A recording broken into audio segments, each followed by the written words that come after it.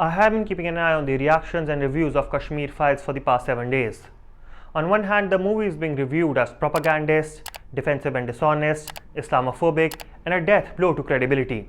On the other hand, people's reaction to this movie is so raw that no bad review can keep viewers out of theaters. Then there's the social media. Rarely is the social media trend so strong that it lasts for 7 days, especially for a movie. It feels like everyone has watched the Kashmir Files, and the pressure on social media influencers is so high that they have to publicly announce that they have either watched this movie or will watch this movie in the near future. I was also thinking about watching this movie probably by the end of the week.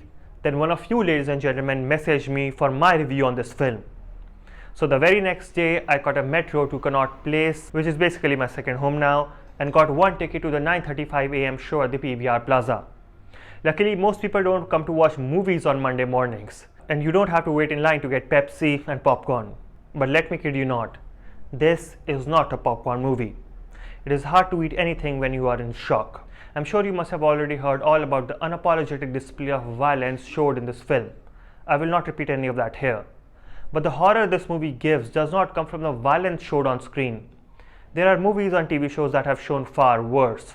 The shock comes from realizing the fact that something like this actually happened and most people don't know about it. Yes, everyone knows that Kashmiri Pandits were forced to leave their homes in 1990s. Everyone also has an idea that it had something to do with Islamic terrorism in the valley backed by Pakistan.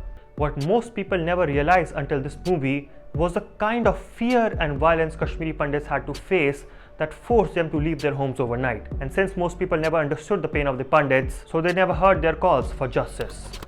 Vivek Agnihotri's The Kashmir Files has shaken national conscience to its core. Now that the people feel the trauma of Kashmiri Pandits, I hope they study more about this tragedy and make sure that something like this never happens in our country again.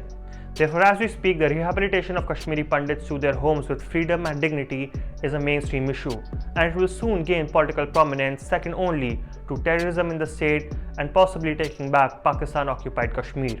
A very popular criticism of the Kashmir Files is that it promotes hatred towards a particular religious community by showing them as cruel fanatics, backstabbing neighbors, and anti-India terrorists. I do not agree with this criticism. The movie is based on the truth of victims of a genocide, and it would have been a disservice to them if the movie sugarcoated their personal experience, so that a certain community does not get offended. This fear of offending a community is the reason why this movie was not made 20 to 25 years ago.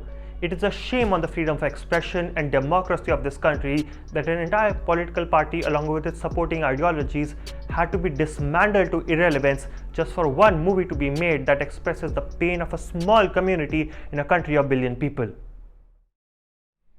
Credit must also be given to the filmmaking skills of Vivek Agnihotri, who successfully manages to focus the emotions of his viewers towards the suffering of Kashmiri Pandits.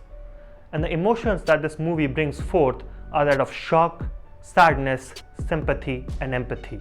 This is the reason why the majority of the reactions to this movie are that of heartbreak and catharsis.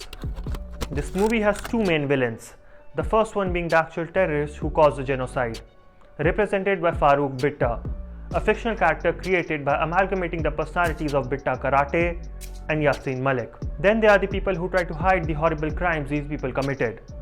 Vivek Agnihotri takes all of the negative stereotypes of the left liberal ideology, that is, them being serial manipulators, history distorters, terrorist sympathizers, anti-nationals, and crams all of them into one character of Radhika Menon, a JNU professor. I don't think left intellectuals will now be forgiven after people have seen the kind of people they were cozying up to, and pictures of Yasin Malik being celebrated in Lutyens' Delhi is certainly not helping. I'm sure you must have seen a lot of reviews criticizing this film, saying that it is a piece of fiction, it lacks objective truth, and does not represent the complex situation Kashmir was in the 90s. Even though the scenes from this movie are based on hard facts, the story of this movie, that is Krishna's journey from a Kashmiri Pandit ignorant of the tragedy faced by his community towards enlightenment, is a fictional one. Despite that, I won't hold anything against the Kashmir Files, considering it took 32 years for the plight of victims of a genocide to be heard properly. Thank you ladies and gentlemen for coming over to my vlog. I will see you soon.